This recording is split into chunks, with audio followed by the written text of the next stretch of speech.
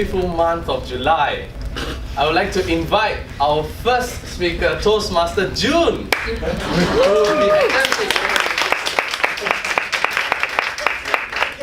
who will be attempting her first project speech, Culture Shook. Culture Shook, Toastmaster June.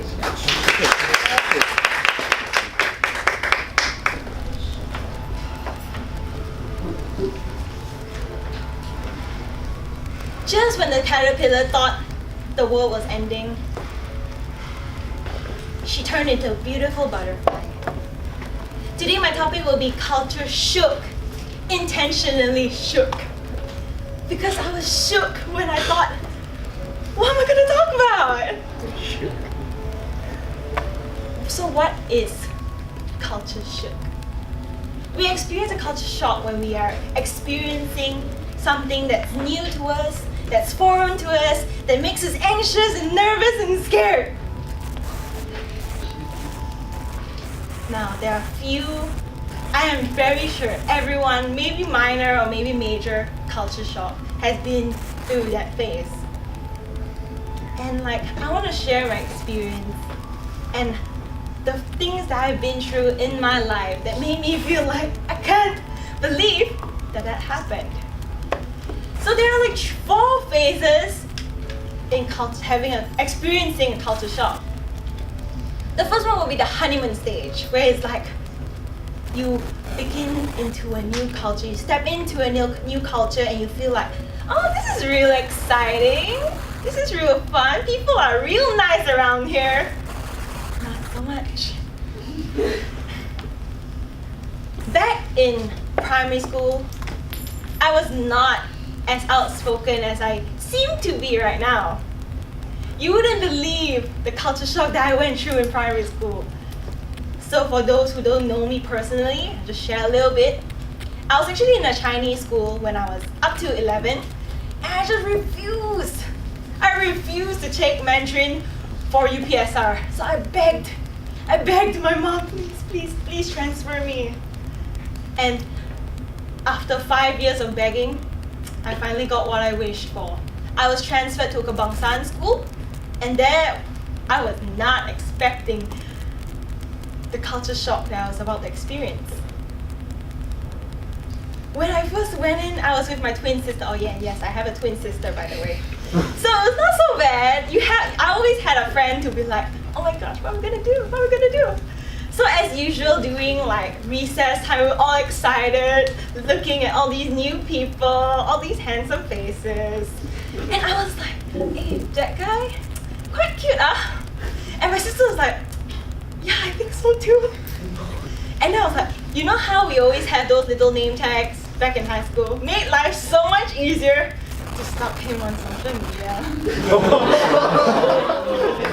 So I was like, okay, I go and check what's his name, okay? I was hiding behind a pillar, and I was just like, Ashraf. Ashraf? Then I ran back to my sister, and I was just like, his name is Ashrafa. And then much later, I found out his name was Ashraf. and then I began to step into the second phase, which was the negotiation phase. This is the phase where we go through telling ourselves, I'm starting to see this is maybe not what I signed up for. This is maybe not as exciting as I thought it would be. And then I was enrolled in class, had our first exam, and I was like, okay, this can't be that bad.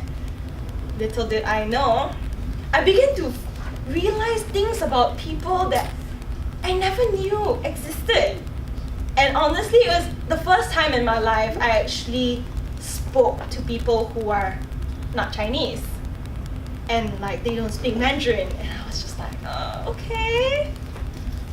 The second culture shock I experienced was they didn't know how to read well. And they were 12 years old.